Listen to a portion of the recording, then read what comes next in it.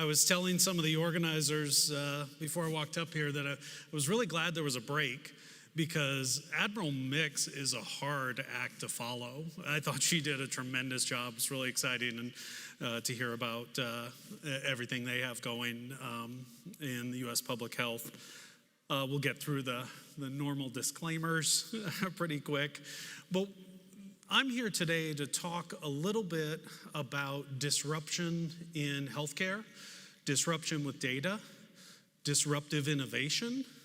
These are kind of the themes that I want to hit on today. And to do that, I'm going to share a couple different stories. One story will be from my life before CVS. One is from CVS, but along those same themes. And really opening up with that video, and InterSystems was gracious, and they said, hey, bring a 30-second to 1-minute video. So true to form, I brought a 4-minute video, but they accepted it, and I appreciate that, InterSystems, because it tells just a tremendous story.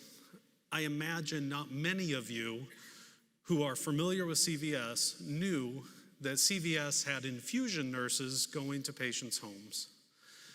And I think that's an important thing to talk about, because that is a disruption within that system, within the infusion process, the services, and not many people would think that it's going to come from CVS.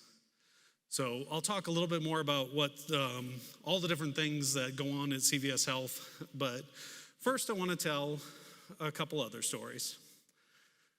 And this little girl is Madeline. I'll try not to get choked up during this. I'll tell you the rest of that story later.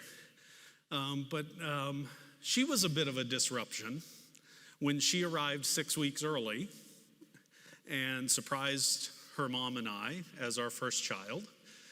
We really didn't know what we were doing. We knew to go to the hospital at that moment. And then the hospital, we had Madeline, and they said we could go. And are you sure? We're new parents, we're 2 days into this. But the reason I have a picture of Madeline here is to talk a little bit about that joyous disruption. And she has clipped on her pocket there of her Oshkosh Bagosh denim overalls, very fashionable young lady at the time, a pager. Now, I am based in Massachusetts, as is InterSystems, so I should probably use the appropriate Massachusetts term for that device, a beepa. So she used to love to play with the beepa. I want to have the beepa. And that beeper represents another disruption using data in healthcare that I want to tell you a story about. When I, prior to working at CVS, I was employed at Mass General, and a colleague actually went through this and shared this story with me. So this is not a firsthand story, but he and I were very close colleagues working in the same department. He shared a story about using data, the smallest amount, insignificant amount of data on systems that we had in place already made a profound difference in the patient experience and the provider experience. And my challenge to you today is to find those opportunities. You can disrupt with what you have on your desk already. And that is something my colleague did using that pager, using that beepa. He became aware in his work, which was at the core of Massachusetts General Hospital, in the actual hospital. There's a lot of satellite organizations, that our emergency department, our ambulatory systems, our inpatient systems, our bed management were all different systems, and they didn't talk to each other. Same old story. You could apply that almost to any industry, same old story. But in healthcare, that has a unique impact on what's happening to the patients and the providers. So in a relatively short amount of time, my colleague he said, hey, the emergency department notifies other areas when patients are coming in. If they're going to be admitted to the hospital, the inpatient system needs to know about them. So there was an interface existing that had information about patients in the emergency room. And he knew the doctors that worked out of the ambulatory system didn't know about the emergency department activity.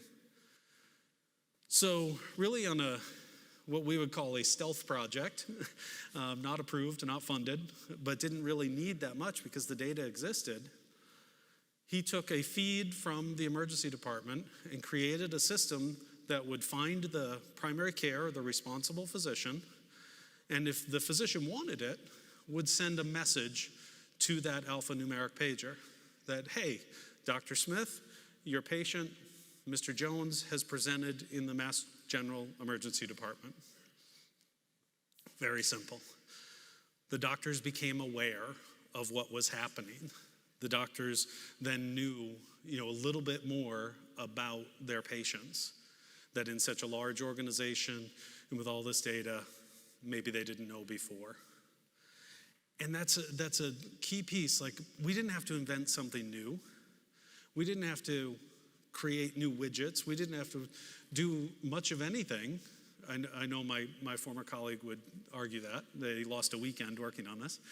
But we made such a change, and we disrupted a few things. I'll come back to the disruption. I'll come back to Sweet Madeline in a little bit. But I want to talk about CVS Health and where this kind of fits into what we've been doing, what my work has been there for now 13 years, working to disrupt healthcare. There's a lot of good things about healthcare. We tend to focus on the negatives, but there are a lot of good things happening. The work that you guys are doing, those of you in healthcare, is just incredible. And there are moments when we, as whether you're a provider, physician, caregiver, or technologist, or administrator, you have that moment where, hey, this is why I work in healthcare. CVS is, I'm not going to read all these, but I want to talk about what we're trying to do. We're trying to become a leading healthcare solutions company. We want to improve the consumer experience. But to do that, we have to improve the provider experience. We have to improve every experience along the continuum. We're doing that with data. We're doing that, I would argue, with some common sense and putting that together. The areas of CVS now that you're probably most familiar with are CVS Pharmacy. Almost 5 million people a day come through that door. High touch, a lot of information, a lot of data. I'll come back to MinuteClinic. Caremark, our pharmacy benefits management. Sharon, who's taking care of Tyler as a Coram home infusion nurse, is part of Caremark, is part of a pharmacy benefits management company that does incredible work with nurses in the homes. Again, when you think of Caremark and the PBM, you don't think of nurses in the homes taking care of patients and supporting patients like Tyler. Aetna, I used to say Aetna, our most recent acquisition, but now we're several acquisitions down the road from that. But an incredible team in healthcare benefits, an incredible amount of data, an incredible opportunity to lower costs and not only improve outcomes, but improve access to care. So let me come back to MinuteClinic. And MinuteClinic was actually a business case on disruptive innovation. And many of you are familiar with Clay Christensen's concept on that something new comes into the market. Back then it was just a retail clinic. It was a clinic inside a pharmacy that disrupted healthcare by changing the way that people accessed it. And there's a disruption curve. With our interoperability focus, we were able to flatten that curve and move retail care or urgent care or convenient care, however you want to call it, more into the norm. We connected so that, similar to the Mass General doctor knowing someone was in the emergency department, the primary care physician would know that their patient was treated at MinuteClinic on a Sunday afternoon or a Monday evening when their office was closed. So it became a good thing for the patient. Low cost, low barrier to access, convenient, good thing for the provider.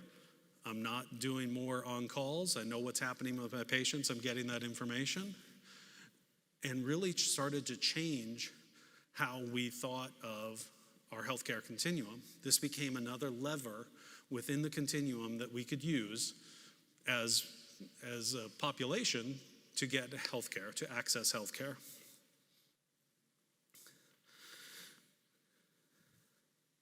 Where we're going now is some of our new acquisitions. We're building on that. The Minute Clinic, over 1,000 locations in the United States. A recent acquisition of Oak Street Health, which is a new practice for us. It's really consumer-centric and clinics across 21 states, and incorporating that into our ecosystem and our data ecosystem. So it's another arm of care that our patients and our members, our consumers, can take advantage of, expanding that continuum of care once again. Signify Health, really excited about in the home health space and kind of the physician enablement, but 10,000 clinicians coming in. So really doubling down on the home health side. Now the key to this is that Signify clinician, or that Minute Clinic nurse practitioner, or that CVS pharmacy pharmacist, or that Aetna care manager, or Nurse Sharon taking care of Tyler, has the data that they need to understand the needs of that patient. And you'll hear me jump back and forth between consumer and patient or member. It's all the same person. With my background in the academic medical centers, I tend to fall back to patient quite often. But this is expanding what we do, starting with our pharmacy and that high-touch environment, to a virtual environment, to a lot of different areas. That delivery is changing. What we did with that pager at Mass General would still work in this new environment, but how patients are getting care is dramatically changing in this country. In part because some of what CVS is doing, but also in a big way in how we responded to the pandemic, all of us responding to the pandemic, and really how we're able to move this data and connect these systems in a much easier way, a much more holistic fashion. These are some pretty amazing numbers on what the consumers and the providers are really expecting. And what we saw in the ChatGPT example this morning that Don did, the support, the 88% of the physicians wanting more time with their complex patients, that sort of technology is going to help there. Greater than 60% have had a bad experience, a recent bad experience with healthcare providers. 60% a recent bad experience. And if you think about your own interactions, I think about mine sometimes. My primary care hates me, by the way, because I critique all his data needs or his data access. And a lot of it is around, when you dig into the bad experience, a lot of it is the lack of knowledge by the provider. How many times have you been asked to give me this information, give me that information? The data needs to flow. The data needs to be available and accessible. We've passed laws about it. We've implemented rules from our federal government about it, but yet it still is a barrier, and we're still working to do that. The cost is another piece, cost and access.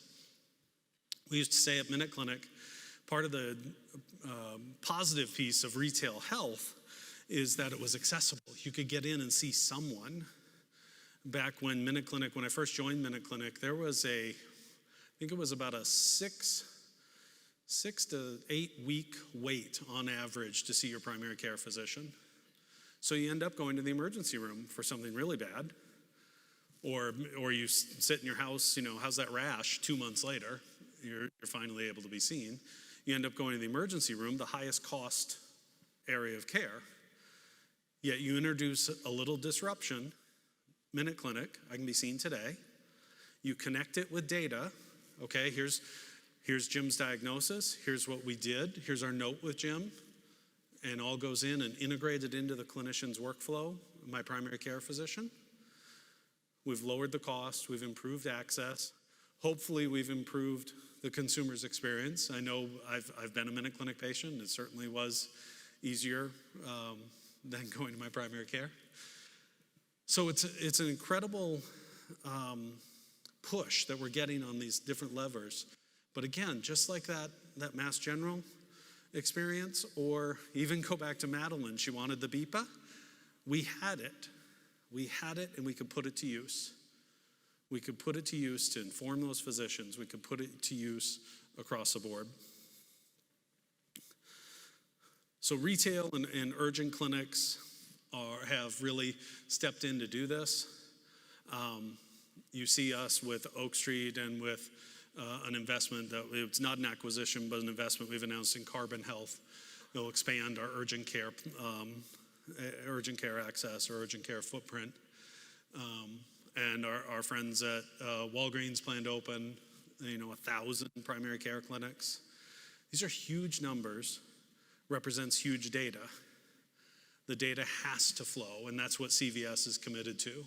We've committed to a vendor-agnostic pooling of our clinical information to create a longitudinal record outside of vendors, adhering to FHIR standards, and making sure that this data is available. So wherever you come in our enterprise, or anyone outside of our enterprise that has a legal use of the information can get to it.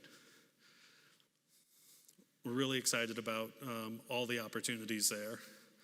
I'm watching my clock and seeing them, and this is rare too, that I'm a little bit behind schedule. Some of the areas that we're seeing also is in virtual care. So virtual first care.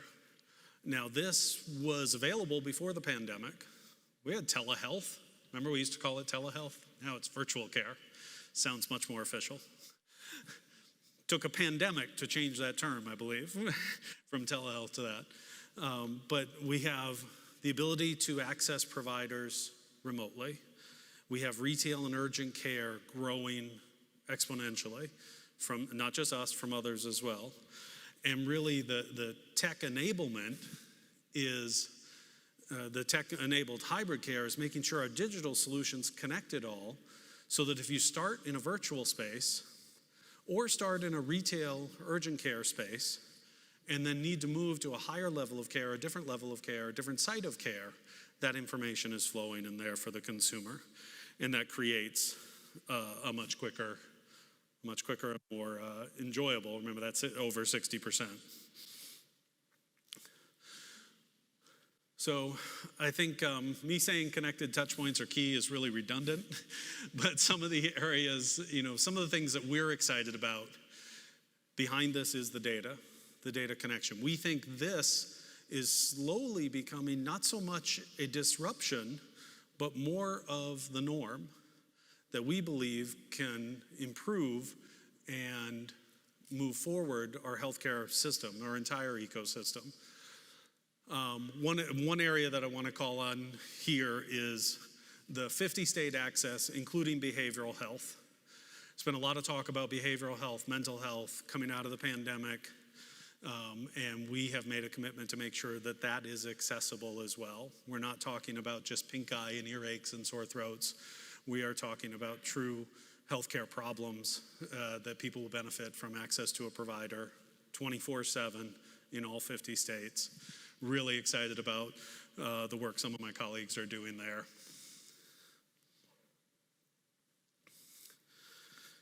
So a little bit more about where we're headed. We want to increase that engagement. We want to bring that 60% down. We want to make it easier. And how do we do that? I believe it is through the data availability. It is through using something we have already, that emergency department arrival, that pager, using what we have already to just connect our systems, to connect our providers and our patients because the patient is in this too. CVS Health firmly believes that the patient owns their medical information. So we have the patient engagement and really making it more comprehensive than it was in the early days of MinuteClinic. Supporting the better outcomes, the 360-degree patient view. Our clinical data repository now has, I believe, and somewhere in the audience, my colleague Brian Tate will check me on this, over 265 million lives in it. Now, we don't have full medical records on that, but those patients have interacted with CVS Health. And we want to make sure that if they interact again, we're not asking them again, what's your insurance? Where do you live? What's your phone number? All that stuff. Make it a better experience and give our clinicians that view. Here's all the information we have on Jim as a patient so the clinician can deliver the best possible care. She's back. She's back right on time, too. Good job, Madeline, which is very rare for that young lady. But before we finish Madeline's story, I want to finish the Mass General story. So we started with Madeline, we went to Mass General, we went to CVS. Now we're going to go back to Mass General. You're all paying attention. I appreciate it. So, nice story, Jim, but really sending pager notifications to doctors, what does that really do? And this part of the story is the reason I work in healthcare. I've been in healthcare IT since I came out of college. At one point, I was pretty sure that I'd do this for a little bit, a couple years, and then I'd go get a better job. I'd go do something, cooler. I'd do something more on the tech side. And then that first job, that first employer lasted 18 years or so. So I was wrong in that prediction. But during those 18 years is when my colleague built that notification system. I ran into him in the hallways of Mass General not long after that. And we had already I knew about the system, we had talked about it. Could tell he was a little upset. I said, hey, what's going on? Like, oh, I just ran into we'll call him Dr. Jones. I was like, yeah, I know Dr. Jones. He's a icon at Mass General. He said he complimented me on the notification system. That's great. Great job. He said he got a notification that one of his patients was at the emergency department.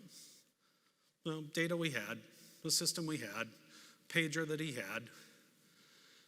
He had a moment, so he's like, well, I'm going to go down and check on him. And the physician told him when he got there, so it was a long time. I've been this man's doctor for over 30 years. I got to the emergency department. Excuse me. There was nothing I could do for him. But I held his hand while he died. You've changed the provider experience. You've changed the patient experience with data. You've disrupted healthcare, a tiny little portion of it. And usually we don't talk about death a lot, but imagine the comfort the patient may have felt and the closure that the physician, after a long-term relationship with this patient, felt in that. It's my challenge to you. Because of the moment he told me that story, I know exactly where I was standing, and I said I would never work outside of healthcare IT again, or ever. Because it's data like that, it's connections like that, that can make that difference. You can disrupt an industry with something as simple as a clinic in a drugstore. You can disrupt an industry with a new idea using something that exists today. My challenge to you is that. Now, to finalize, we have to do the rest of this story. The girl with the beeper. This disruption, I would say, turned out okay too. She has completed her undergraduate degree, and this is where I'll get really choked up next week. a week from Saturday, I am walking her down the aisle as a very, very proud father of the bride. And it's the little things, her love of beepers, and all that she has been a disruptive force in my life and in her mom's life. We are just thrilled and excited, as thrilled and excited as I am to see the ideas that come out of this summit and everything that we can put together to change healthcare. It has been an honor and a privilege to speak to you today. I hope you enjoy the rest of the conference, and thank you very much.